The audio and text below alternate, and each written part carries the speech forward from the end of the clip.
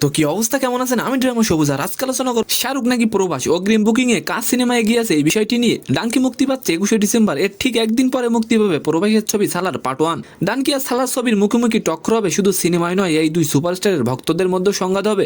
এখন দেখার মুক্তির আগে কার দিকে পাল্লা ভারী। যেদিন থেকে জানা গেছে এই দুই মেগা তারকার ছবি মুখোমুখি সংঘাত হতে চলেছে, সেদিন থেকেই ছবি দুটিকে ঘিরে উন্মাদনাও বাড়ছে। বাণিজ্যিক বিশ্লেষকদের মতে ডানকি শাহরুখ খানের আরেকটি ব্লকবাস্টার হতে চলেছে। ও হ্যাঁ, আপনি কার ফ্যান তা অবশ্যই কমেন্ট করে যাবেন।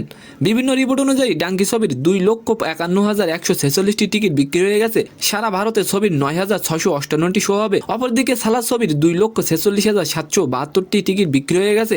সম্প্রতি এই ছবির আরও একটি ট্রেলার মুক্তি পেয়েছে, যার ফলে ছবিটি ঘিরে উন্মাদনা আরও বেড়ে গেছে। জানা যায় অগ্রিম টিকিট বিক্রিতে 6.1 কোটি ইনকাম করেছে সালার, আর ডানকি 7.37 কোটি। তো আজকের ভিডিওটি কেমন লাগলো অবশ্যই কমেন্ট বক্সে জানাবেন। আর ভিডিওটি যদি ভালো লাগে অবশ্যই একটি লাইক দিয়ে আমাদের চ্যানেলটিকে সাবস্ক্রাইব করে দিবেন। ধন্যবাদ।